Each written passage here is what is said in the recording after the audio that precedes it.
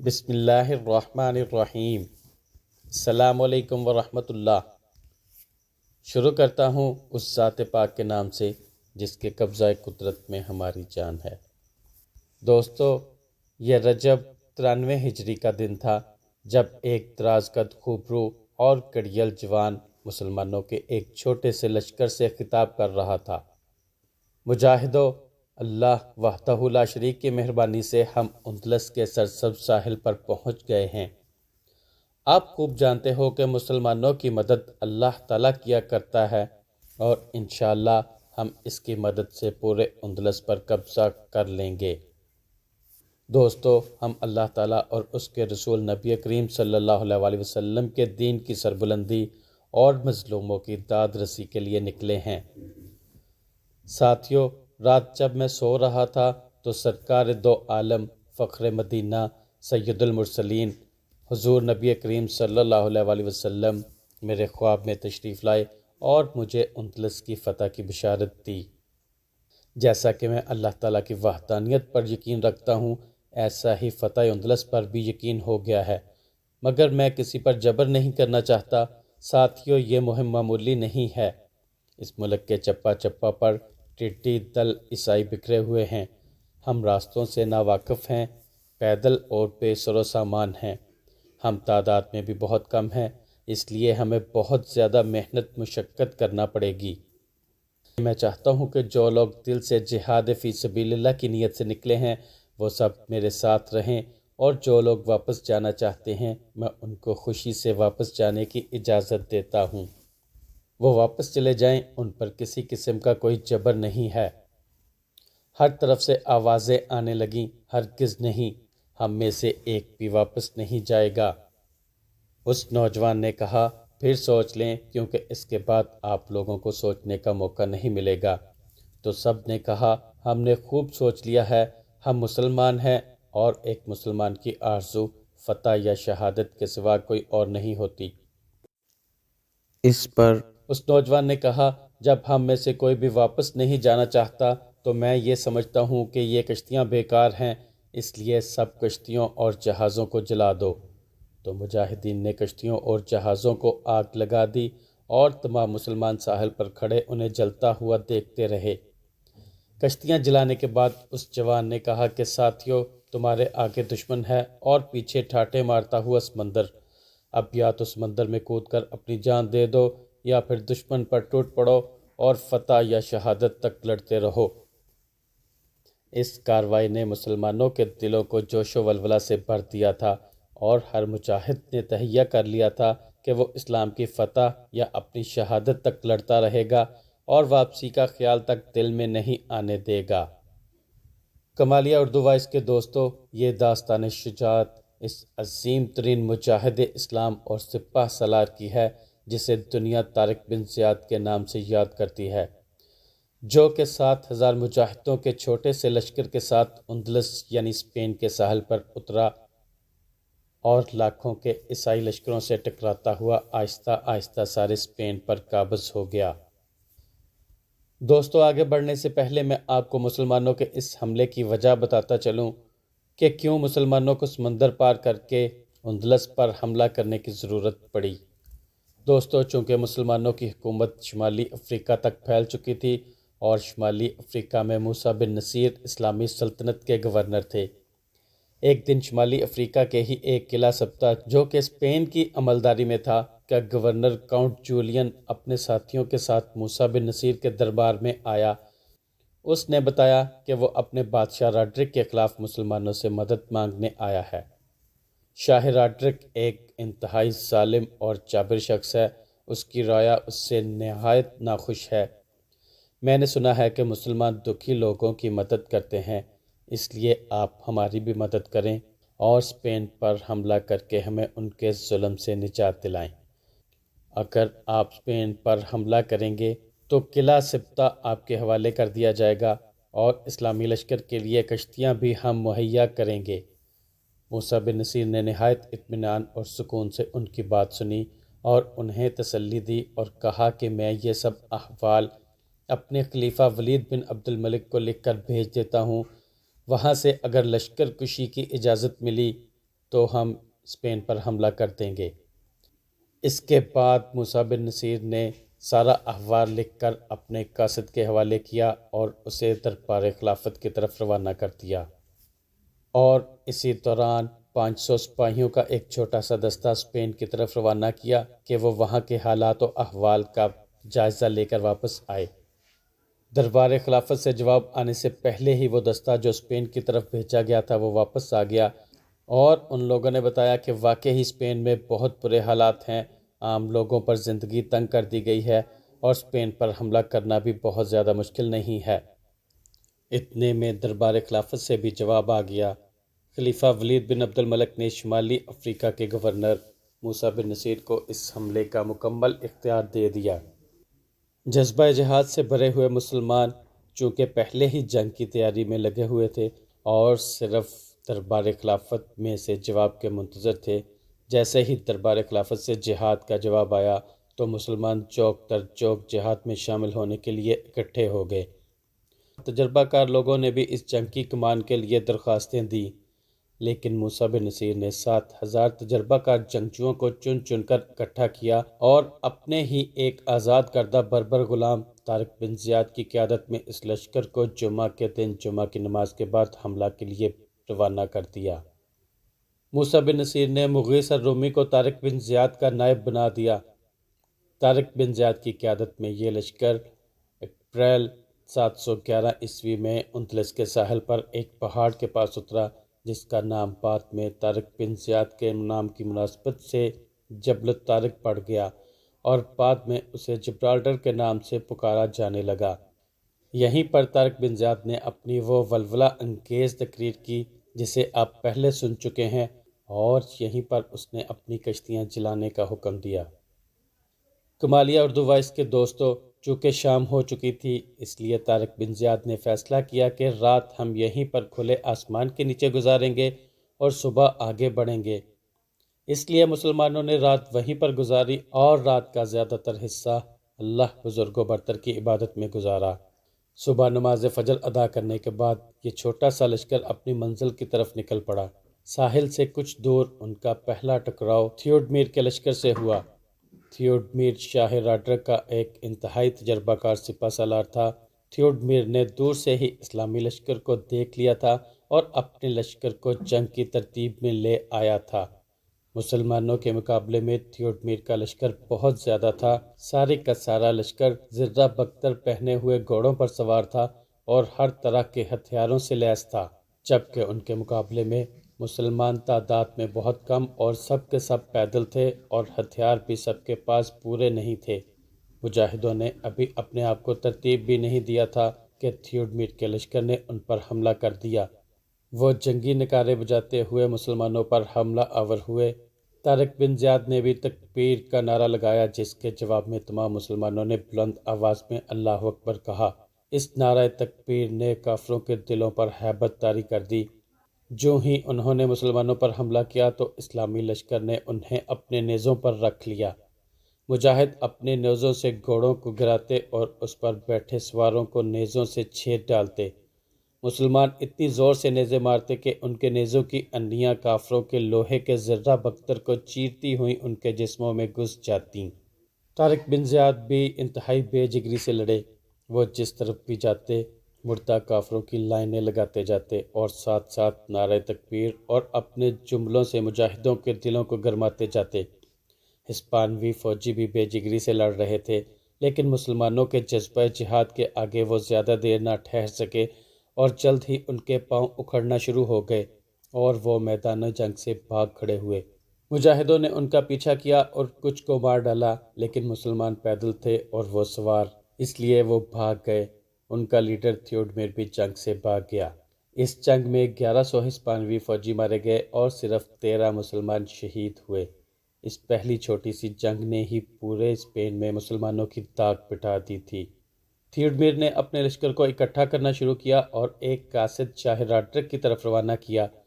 شاہ Roderick جو کہ ایک 75 سالہ ظالم و جابر اور عیاش شخص تھا اور ہر وقت رقص و سرور کی محفلوں میں ڈوبا رہتا تھا، ایسی ہی ایک محفل میں قاصد اس کے پاس پہنچا اور تھیوڈمیر کا خط شاہ راڈرک کو پیش کیا۔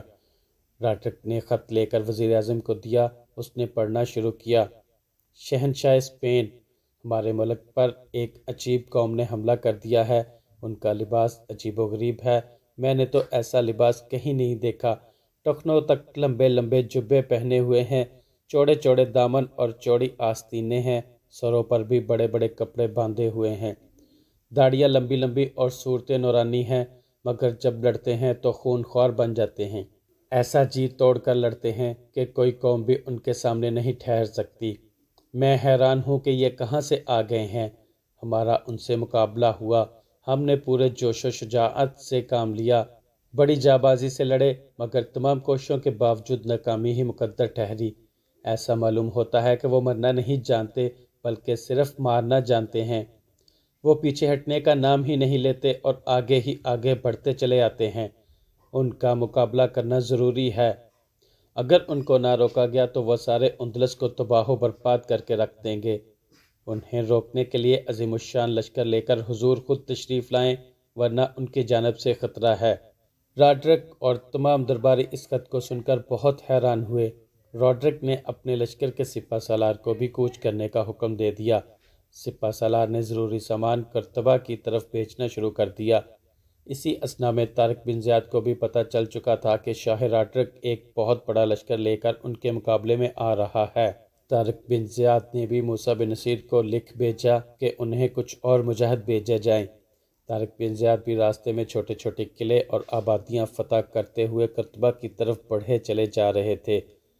ادھر شاہ راڈرک بھی اپنے درباریوں اور وزیروں مشیروں کے ساتھ 90,000 کا لشکر لے کر قرطبہ کی طرف روانہ ہو گیا اور تیزی سے سفر کرتا ہوا قرطبہ جا پہنچا، جہاں پر تھیوڈمیر بھی اپنے لشکر کے ساتھ ان سے مل گیا اور ان کی تعداد 1,00,000 سے زیادہ ہو گئی۔ یہ شاہی لشکر قرطبہ کے باہر ٹھہرا ہوا تھا اور حد نظر خیمے ہی خیمے نظر آتے تھے۔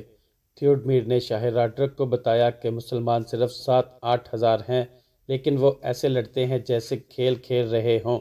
حضور والا، وہ مرنا نہیں جانتے۔ انہوں نے ہمارے 1200-1300 لوگ مار دیے ہیں، لیکن میں نے ان میں سے ایک کو بھی مرتے نہیں دیکھا۔ جب مسلمان قرطبہ کے پاس پہنچے تو انہوں نے دیکھا کہ عیسائیوں کا لشکر کئی میل تک پھیلا ہوا ہے، جہاں تک نظر جاتی خیموں کی قطاریں نظر آتی۔ مسلمان اس عظیم الشان لشکر کو دیکھ کر چپ سے رہ گئے۔ طارق سمجھ گئے اور انہوں نے فرمایا، مسلمانوں، کیا میں سمجھ لوں کہ تم عیسائیوں کو دیکھ کر گھبرا گئے ہو؟ لیکن میرا دل اس بات کو تسلیم نہیں کرتا۔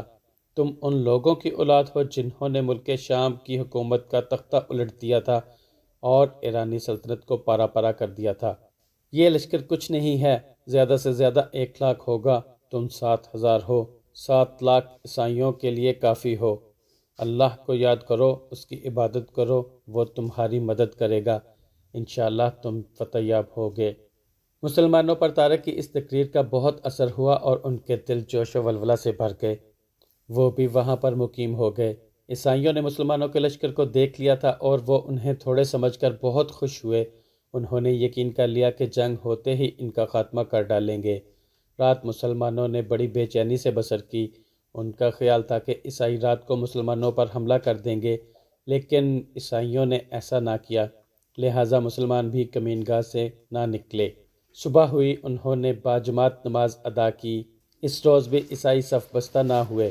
مسلمانوں نے بھی میدان جنگ میں صف بستہ ہونا ضروری نہیں سمجھا، لیکن عیسائیوں کے میدان جنگ میں نہ آنے سے طارق نے سمجھ لیا کہ وہ کسی اور لشکر کا انتظار کر رہے ہیں۔ اتفاق سے اسی روز عصر کے بعد مسلمانوں کی جانب سے غبار اٹھا۔ مسلمان سمجھے کہ یہ وہ لشکر ہے جس کے آنے کا عیسائی انتظار کر رہے تھے۔ مسلمان ان کا مقابلہ کرنے کے لیے تیار ہو گئے۔ تھوڑی ہی دیر میں غبار چھٹ گیا اور آنے والوں کی صورتیں اور لباس نظر آنے لگے۔ یہ سب پیدل تھے اور عربوں کا لباس پہنے ہوئے تھے۔ مسلمان ان کو دیکھ کر خوش ہو گئے اور انہوں نے اللہ اکبر کا نعرہ لگایا۔ جب وہ قریب آئے تو وہ تمام مسلمان تھے، وہ ایک دوسرے سے بغل گیر ہو گئے۔ یہ 5,000 مسلمانوں کا وہ لشکر تھا جو موسیٰ بن نصیر نے طارق بن زیاد کی مدد کے لیے بھیجا تھا۔ ان 5,000 مسلمانوں کے آنے سے ان کی تعداد 12,000 ہو گئی تھی۔ یہ رات مسلمانوں نے انتہائی مسرت سے گزاری۔ راڈرک نے جب دیکھا کہ مسلمانوں کا ایک اور لشکر آ گیا ہے اور اب ان کی تعداد قریب قریب دگنا ہو گئی ہے تو اسے بہت افسوس ہوا کہ اس نے آتے ہی کیوں نہ حملہ کر کے مسلمانوں کا خاتمہ کر دیا۔ دراصل وہ لڑائی کو اس لیے طول دینا چاہتا تھا کہ مسلمانوں کو رسد نہ ملے تو وہ کھانے پینے کی تکلیف سے عاجز ہو کر واپس لوٹ جائیں۔ ایک وجہ اور بھی تھی اور وہ یہ تھی کہ وہ شبخور مارنے کی فکر میں بھی تھا اور چاہتا تھا کہ مسلمانوں کو غافل پا کر اچانک ہی ان پر حملہ کر دے، مگر مسلمان رات پر پہرا دیتے رہے اور زیادہ تر مسلمان رات میں عبادت میں مشغول رہے، اس لیے شبخور مارنا آسان نہیں تھا۔ مسلمانوں کے امدادی لشکر کے آنے سے اسے خوف ہوا کہ اگر جنگ کو طول دیتا رہا تو مسلمانوں کے لشکر برابر آتے رہیں گے، اس لیے اس نے صبح ہی لشکر کو میدان جنگ میں بھیجنا شروع کر دیا۔ دونوں لشکر آمنے سامنے 3-4 میل کے فاصلے پر تھے۔ عیسائی لشکر کے حرکت کرتے ہی طبلِ جنگ زور زور سے بجایا جانے لگا اور سواروں کے دستے صلیبی علم لہراتے قومی نعروں سے آسمان سر پر اٹھاتے میدان میں آ کر صف بستہ ہونے لگے۔ مجاہدین اسلام نے بھی صبح نماز فجر سے فارغ ہوتے ہی مسلح ہو کر میدان کارزار میں پہنچنا شروع کیا، نیز صفیں قائم کرنے لگے۔ مسلمانوں کے پاس 700 گھوڑے تھے جو کہ تھیوڈمیر کے لشکر کو شکست دے کر پکڑے گئے تھے۔ ان پر طارق، مغیث رومی اور دیگر افسران اور وہ سپاہی سوار تھے جنہوں نے وہ گھوڑے پکڑے تھے، پر ان کے مقابلے پر عیسائیوں کا لشکر زرہ پوش تھا اور ہر قسم کے ہتھیاروں سے مسلح تھا، اور مسلمانوں میں سے کسی ایک مسلمان کے پاس بھی پورے ہتھیار موجود نہ تھے۔ مسلمانوں کی کل تعداد 12,000 تھی اور عیسائیوں کی تعداد 1,00,000 سے بھی زیادہ تھی، گویا 1 اور 8 کا فرق تھا۔ ہر بات میں عیسائیوں کا پلہ بھاری تھا، لیکن مجاہدین اسلام کو چونکہ اللہ پر اعتماد و بھروسہ تھا لہٰذا وہ اللہ سے فتح کی توقع رکھتے تھے۔ جب دونوں لشکر آمنے سامنے صف بستہ ہو گئے تو مسلمانوں نے دیکھا کہ ایک خوشنما بگھی عیسائیوں کے خیمے سے نکلی جس میں 4 گھوڑے جتے ہوئے تھے اور جو کہ خاص چاندی کی بنی ہوئی تھی، حتیٰ کہ پہیے بھی ٹھوس چاندی کے بنے ہوئے تھے۔ بگھی پر جو چھتری لگی ہوئی تھی وہ بھی خالص سونے سے بنی ہوئی تھی۔ اس بگھی میں راڈرک ریشمی نرم گدے پر بیٹھا ہوا تھا۔ طارق بن زیاد نے صفوں سے باہر نکل کر مسلمانوں سے ایک ولولہ انگیز خطاب کیا: مجاہدو، تم اس بات کا خیال نہ کرو کہ تم کم اور بے سر و سامان ہو اور دشمن زیادہ ہونے کے باوجود مسلح بھی ہے۔ پروردگار عالم نے مسلمانوں سے ان کی جان اور مال جنت کے عوض مول لے لیے ہیں، جیسا کہ قرآن پاک میں سورۃ التوبہ میں ارشاد پاک ہے: یہ اچھا اور سستا سودا ہے۔ مسلمان خوب جانتے ہیں کہ زندگی عارضی ہے، مرنا ضروری ہے، پھر شریک جہاد ہو کر کیوں نہ شہید ہوں۔ شہداء کے لیے جنت ہے اور جنت سے زیادہ اچھی چیز کیا ہو سکتی ہے۔ دنیا کی تاریخ مسلمانوں کے کارناموں سے بھری پڑی ہے۔ مسلمان ہر جنگ میں تھوڑے ہونے کے باوجود بھی سرخرو ہوئے۔ یہ سب اس لیے ہوتا ہے کیونکہ اللہ تعالیٰ مسلمانوں کی مدد کرتے ہیں، اور جن کی مدد اللہ تبارک و تعالیٰ فرماتے ہیں ان کی فتح تو یقینی ہے، جیسا کہ سورہ الروم میں اللہ تعالیٰ ارشاد فرماتے ہیں: اور مومنوں کی مدد ہم پر لازم تھی۔ مجاہدو، اللہ پاک ہم سب کی مدد فرمائیں گے اور انشاءاللہ فتح ہماری ہوگی۔ تم سب ان مسلمانوں کی اولاد ہو جنہوں نے کیسر و کسریٰ کی حکومتوں کو تو تاراج کر دیا۔ اٹھو اور اسلام کے شیروں کی طرح ان بزدل دشمنوں پر ٹوٹ پڑو، اللہ ہم سب کا حامی و ناصر ہو۔ طارق بن زیاد کی یہ مختصر تقریر ختم ہوئی تو عیسائیوں کا لشکر طوفانی لہروں کی طرح آگے بڑھتا ہوا مسلمانوں کے سر پر آ پہنچا۔ ان کی رفتار اور تعداد سے ایسا لگتا تھا کہ مسلمانوں کو کچل کر رکھ دیں گے۔ عیسائی لشکر کی صفیں حد نگاہ تک پھیلی ہوئی تھیں۔ مسلمانوں نے بھی اپنے لشکر کی صفوں کو دور تک پھیلا دیا تھا۔ طارق نے دائیں طرف مغیث الرومی اور بائیں طرف طاہر کو مقرر کیا تھا اور خود درمیان میں رہے۔ عیسائی طبلِ جنگ بجاتے بڑے جوش و خروش سے بڑھے چلے آ رہے تھے۔ طارق بن زیاد نے بھی اپنے لشکر کو آگے بڑھنے کا اشارہ کیا اور مجاہدین نے بھی حرکت شروع کر دی۔ دونوں لشکر ایک دوسرے کی طرف بڑھنے لگے۔ آفتاب کافی بلند ہو گیا تھا۔ طارق بن زیاد نے نعرہ تکبیر لگایا جس کے جواب میں مسلمانوں نے اونچی آواز میں اللہ اکبر کہہ کر جواب دیا۔ آخر دونوں لشکر ایک دوسرے سے ٹکرا گئے۔ نہایت جوش اور پوری قوت سے نیزے کھینچ کھینچ کر مارے جانے لگے۔ عیسائیوں کو پتہ تھا کہ مسلمان ان سے تعداد میں بہت کم ہیں اور وہ سمجھتے تھے کہ وہ تھوڑی ہی دیر میں مسلمانوں کو کچل کر رکھ دیں گے انہوں نے اپنی پوری قوت سے حملہ کیا، مگر مسلمان چٹان کی طرح ڈٹ گئے اور انہوں نے نہایت صبر و استقامت سے ان کے اتنے بڑے حملے کو روکا۔ عیسائیوں نے ایک اور حملہ کیا، مسلمانوں نے اسے بھی روکا، اور اس سے پہلے کہ عیسائی ایک اور حملہ کرتے، مسلمانوں نے بھرپور جوابی حملہ کر دیا۔ اس حملہ میں انہوں نے بہت سے عیسائیوں کو چھید ڈالا۔ عیسائی زخم کھا کر چیخیں مارتے ہوئے گھوڑوں سے نیچے گرنے لگے۔ یہ کیفیت دیکھ کر عیسائیوں کے قدم رک گئے اور انہوں نے غضبناک ہو کر حملے کرنا شروع کر دیے، مگر مسلمانوں پر نہ ان کے غصے کا اثر ہوا اور نہ ہی ان کے جوش و خروش کا۔ وہ صبر و استقلال سے لڑتے رہے۔ چونکہ صفیں لمبی اور دور تک پھیلی ہوئی تھیں، اس لیے لڑائی بھی دور تک پھیلی ہوئی تھی، مگر ابھی تک پہلی صفیں ہی مصروف جنگ تھیں اور بقیہ صفیں ان کے پیچھے لڑائی کے لیے مستعد کھڑی تھیں۔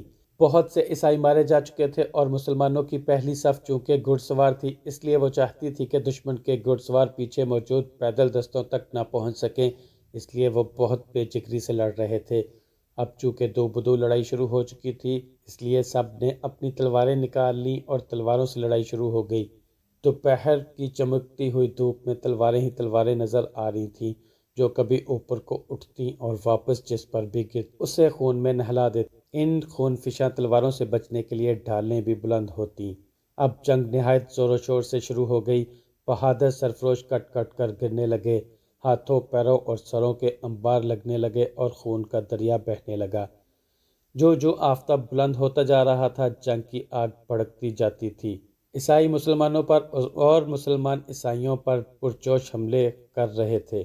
عیسائی مسلمانوں پر اور مسلمان عیسائیوں پر جوش و خروش سے اور پوری قوت سے حملے کر رہے تھے۔ مسلمانوں نے عیسائیوں کی پہلی صف کا قریب قریب صفایا کر دیا تھا۔ پہلی صف کے سواروں کے مرتے ہی ان کے گھوڑے بے قابو ہو کر ادھر ادھر بھاگنے لگے۔ پیدل مسلمانوں نے انہیں پکڑنا اور ان پر سوار ہو کر لڑنا شروع کر دیا۔ مسلمان عیسائیوں میں اور عیسائی مسلمانوں میں گھس گئے تھے۔ نہایت خون آشام جنگ ہونے لگی۔ ہر طرف نیزے، تلواریں اور ڈھالیں ہی نظر آ رہی تھیں۔ یہاں انسانی جسموں کے کٹے ہوئے اعضاء بکھرے پڑے تھے۔ زخمیوں کے آہ و بکا اور چیخوں سے میدان جنگ گونج رہا تھا، بلکہ میدان سے باہر دور دور تک شور سنائی دے رہا تھا۔ عیسائی جوش و خروش اور غضب سے بھرپور حملے کر رہے تھے اور چاہتے تھے کہ جلد از جلد مسلمانوں کا خاتمہ کر دیں، مگر مسلمان نہ تو مرتے تھے اور نہ ہی پیچھے ہٹتے تھے، بلکہ نہایت استقلال اور بڑی جوانمردی سے لڑ رہے تھے۔ ان میں سے ہر شخص جس عیسائی پر حملہ کرتا، اسے قتل کیے بغیر نہ چھوڑتا تھا۔ ان کی بے پناہ تلواریں عیسائیوں کی ڈھالوں کو پھاڑ کر ان کے سروں کو کاٹ رہی تھیں۔ ہر مجاہد خون خوار شیر بن گیا تھا اور عیسائی بھیڑوں کو چیر پھاڑ رہا تھا۔ ایک طرف مغیثر رومی اور دوسری طرف طاہر تھے، دونوں بڑی پھرتی سے لڑ رہے تھے۔ وہ جس طرف حملہ کرتے تھے، عیسائیوں کو مار مار کر بچھا رہے تھے۔ انہوں نے دشمنوں کی کثیر تعداد کو موت کی نیند سلا دیا، مگر سب سے زیادہ جوش و خروش سے طارق بن زیاد لڑ رہے تھے۔ ان کے ایک ہاتھ میں اسلامی علم اور دوسرے ہاتھ میں تلوار تھی۔ وہ علم سنبھالے ہوئے خون خوار حملے کر رہے تھے اور کسی شخص کو مارے بغیر پیچھے نہ ہٹتے تھے۔ چشم زن میں صفوں کو الٹ دیتے اور جس پر حملہ کرتے اسے چیر پھاڑ کر رکھ دیتے۔ وہ کچھ اس شان سے لڑ رہے تھے کہ عیسائیوں کے دلوں پر ان کا رعب طاری ہو گیا۔ وہ ان کے سامنے جاتے ہوئے ڈرنے لگے تھے۔ اب دوپہر ڈرنے لگی تھی، اس لیے جنگ اور بھی زور و شور سے بڑک اٹھی تھی اور سرفروش اس میں پسنے لگے تھے۔ چونکہ اکثر صفیں ٹوٹ چکی تھی، اس لیے عیسائی اور مسلمان آپس میں گھس گئے تھے اور مسلم پیدل پلٹنیں بھی حملہ آور ہو چکی تھیں۔ عیسائیوں کا خیال تھا کہ پیدل مسلمانوں کو گھوڑوں سے کچل کر رکھ دیں گے، مگر جب حملہ کیا تو مسلمان پیادوں نے نیزے مار مار کر سواروں اور ان کے گھوڑوں کو زخمی کرنا شروع کر دیا۔ مسیحی سمجھ گئے کہ پیدل کا مارنا تو سواروں سے بھی زیادہ مشکل ہو گیا ہے۔ پیدل مسلمان نیزوں سے لڑ رہے تھے۔ وہ جس سوار پر حملہ کرتے، اس کی زرہ پھاڑ کر نیزوں کی انیاں پسلیوں کو توڑ کر پار ہو جاتی اور وہ چیخیں مارتا ہوا گر کر تڑپنے لگتا۔ عیسائی کشتوں کے پشتے لگ گئے تھے۔ جگہ جگہ انسانی اعضاء اور لاشوں کے ڈھیر لگ گئے تھے۔ یہاں وہاں خون کی ندیاں بہہ رہی تھیں۔ عیسائی دیکھ رہے تھے کہ مسلمان خونخواہ شیروں کی طرح حملہ کر کے ان کو ٹھکانے لگا رہے تھے اور خود اس قدر کم مرتے کہ محسوس بھی نہیں ہوتا تھا کہ مسلمان مر رہے ہیں کہ نہیں۔ کبھی کہیں مسلمان شہید ہوتا بھی تھا تو کم از کم 15-20 عیسائیوں کو مارنے کے بعد شہید ہوتا تھا۔ شام تک اسی جوش و خروش کے ساتھ جنگ ہوتی رہی، سرفروش لڑتے اور مرتے رہے۔ اگرچہ فریقین اس کوشش میں رہے کہ جنگ کا فیصلہ آج ہی ہو جائے، لیکن ایسا نہ ہو سکا اور آفتاب غروب ہو گیا۔ مجبور ہو کر جنگ بندی کرنی پڑی اور رات بسر کرنے کے لیے اپنے اپنے خیموں کی طرف لوٹنا پڑا۔ دوسرے روز وہ پھر بڑے جوش و خروش سے میدان جنگ میں تھے اور ہر فریق دوسرے فریق کا خاتمہ کرنے کے لیے بڑے جوش و خروش سے حملہ آور ہوا۔ جنگی نکاروں، سپاہیوں کے نعروں اور زخمیوں کی چیخو پکار نے ایک عجیب سا سما بنا دیا تھا۔ پچھلے دن کی طرح ہی لڑائی جوش و خروش سے ہوتی رہی، سرفروش لڑتے رہے اور کٹ کٹ کر گرتے رہے، مردوں کے ڈھیر لگ گئے اور خون کی ندیاں بہہ گئیں، لیکن جنگ کا فیصلہ آج بھی نہ ہو سکا اور آفتاب غروب ہو جانے سے آج بھی جنگ بند کرنی پڑی۔ اگلے روز صبح ہوتے ہی پھر میدان کارزار گرم ہو گیا، پھر تلواریں چلنے لگیں اور خون چھلکنے لگا، بہادر داد جواں مرتی دینے لگے۔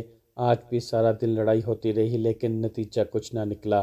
پھر شام ہوئی، پھر دونوں لشکر جدا ہو گئے۔ اگلے دن جب سورج طلوع ہوا تو عیسائی پورے جوش و خروش سے میدان میں تھے اور صفیں قائم کر کے کھڑے ہو گئے۔ راڈرک اپنی مخصوص بگھی میں سوار ہو کر لشکر کے بیچ میں آ کھڑا ہوا۔ اس نے بلند آواز میں اپنی فوج کو غیرت دلانا شروع کر دی کہ یہ آپ لوگ کیسے لڑ رہے ہیں؟ اپنے سے 8 گنا کم مسلمانوں کو تم ختم کیوں نہیں کر پا رہے ہو؟ یہ بڑے شرم کی بات ہے، تم عیسیٰ مسیح کو کیا منہ دکھاؤ گے؟ عیسائی جوش و غیرت میں آ کر مرنے مارنے پر تیار ہو گئے۔ ان کے لشکر میں طبلِ جنگ بجا اور ان کی لمبی لمبی صفوں کو حرکت ہوئی۔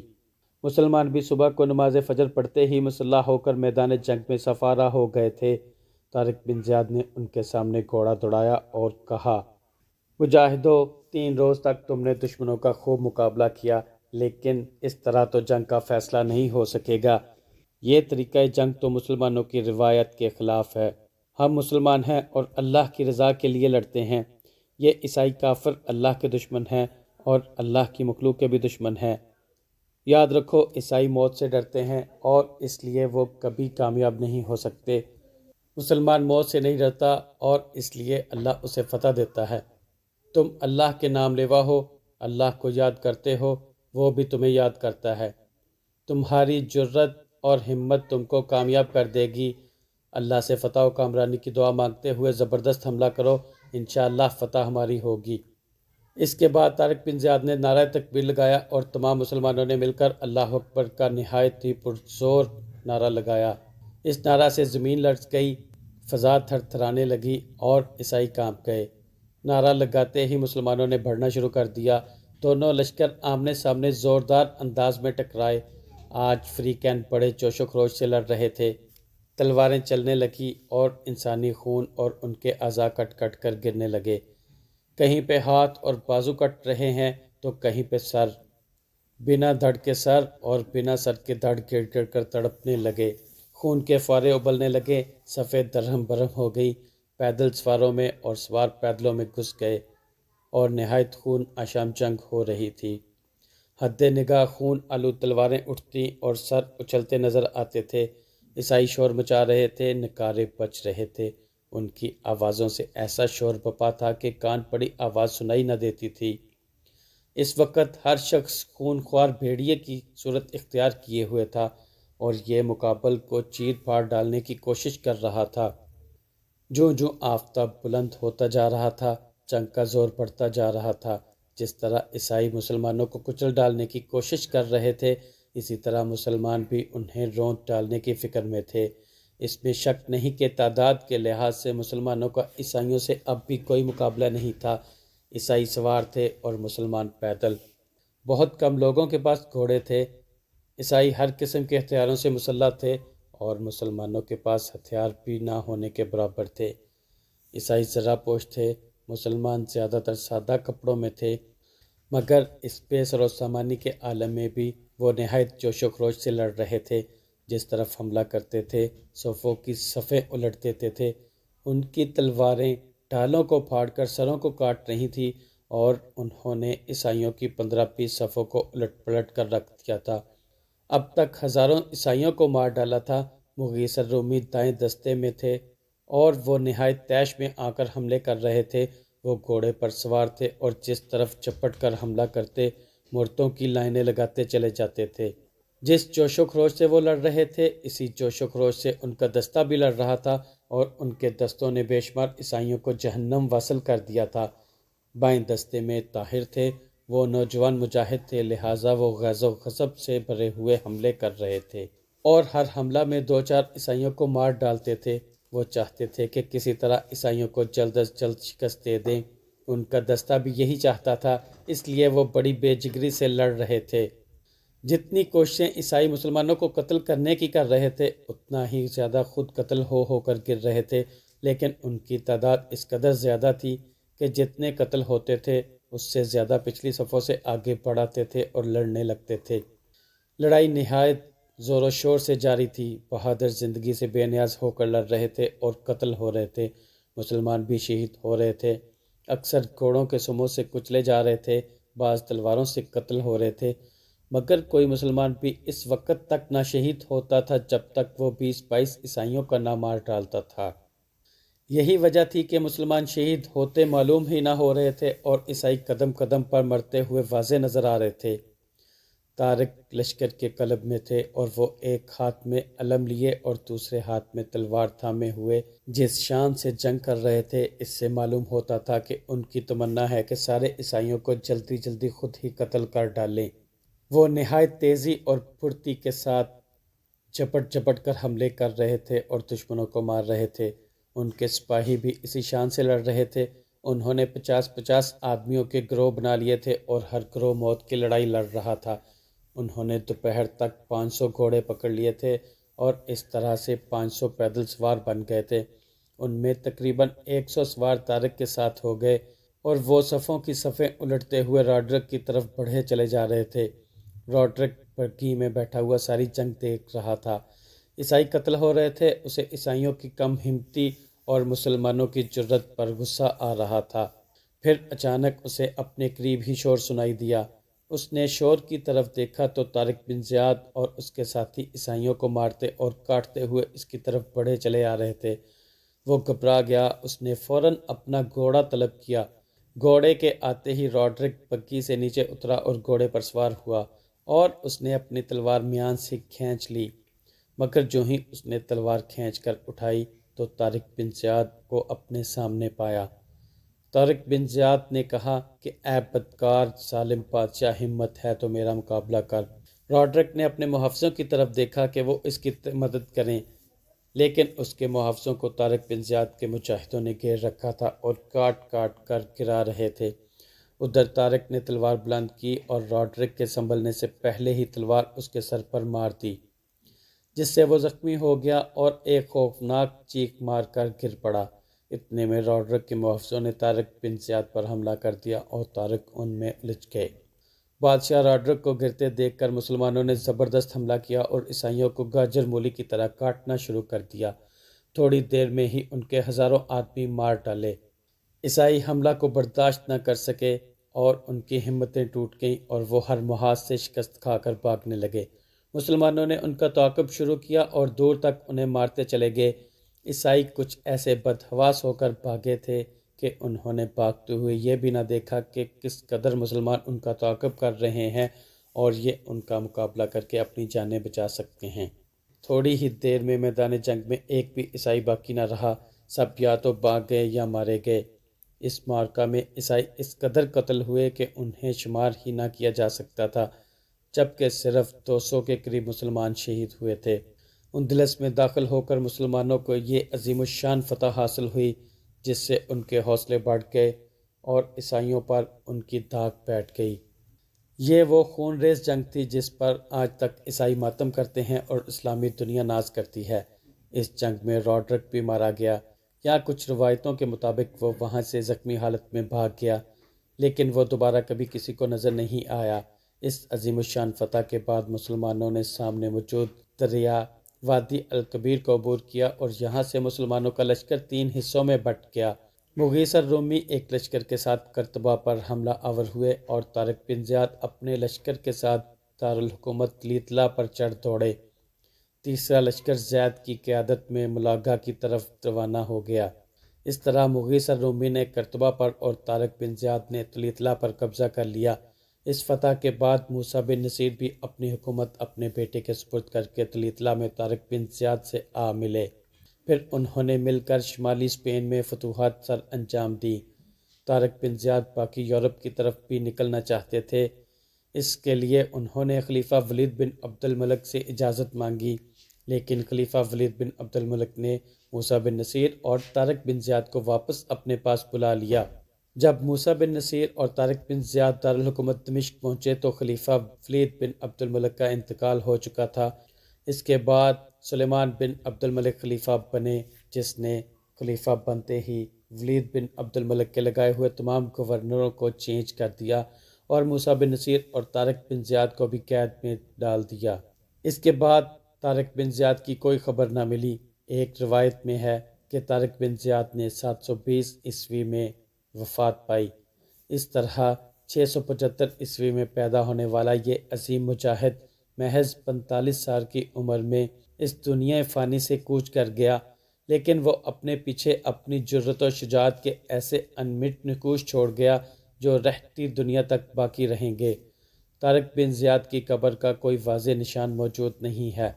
اللہ پاک طارق بن زیاد پر کروڑوں رحمتیں نازل کرے، آمین۔ کمالیہ اردو وائس کے دوستو، ویڈیو پسند آئی ہو تو ویڈیو کو لائک کریں، شیئر کریں اور چینل کو سبسکرائب کرنا نہ بھولیں۔ اسی کے ساتھ ہی اگلی ویڈیو تک کے لیے آپ سب سے اجازت چاہتا ہوں۔ اللہ پاک ہم سب کا حامی و ناصر ہو۔ السلام علیکم ورحمۃ اللہ۔